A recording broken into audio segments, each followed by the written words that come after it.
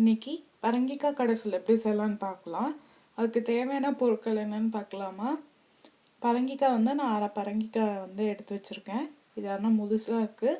ஒரு தக்காளி, அதுக்கப்புறம் கொத்தமல்லி ஒரு கொத்து, கருவேப்பிலை ஒரு கொத்து, சின்ன வெங்காயம் ஒரு 8 to 7, வரமிளகா 2, பச்சை மிளகா 1. உங்களுக்கு காரம் வேணும்னா கொஞ்சம் அதிகமாக வச்சுக்கோங்க.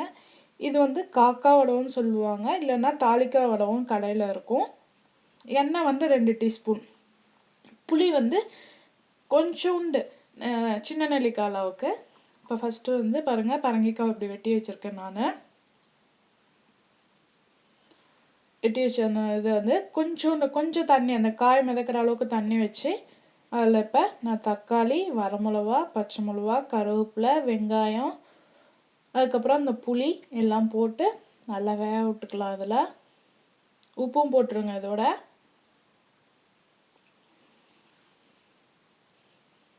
நான் மஞ்சத்தூள் அதில் மறந்துட்டேன் எடுத்து வைக்க. மஞ்சத்தூள் ஒரு அரை டீஸ்பூன். இப்போ கொத்தமல்லி தழை போட்டு இதை நல்லா வேக விடலாம்.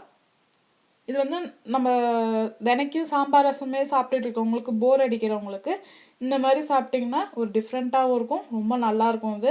இது சாதத்துக்கும் நல்லாயிருக்கும். பொங்கல், வெள்ளை பொங்கல் செய்கிறோம்ல, அந்த பொங்கலுக்கும் இது ரொம்ப நல்லாயிருக்கும்.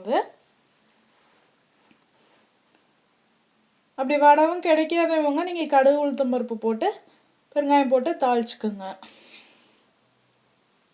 பாருங்கள், இப்போ காய் நல்லா வெந்துருச்சு. இதை நான் ஆஃப் பண்ணி வச்சுருக்கேன். இப்போ மிக்சியில் மத்து வச்சுருக்கவங்க மத்தில் வச்சு கடையணுன்றவங்க மத்து வச்சு கடைஞ்சிக்கோங்க. நான் மிக்சியில் போட்டிருக்கேன். மிக்சியில் போட்டு இப்போ ஒரு வடை சட்டியில் எண்ணெய் வச்சு அந்த வடவத்தை நல்லா தாளிச்சுக்கணும். நல்லா வாசனை வரும். அதில்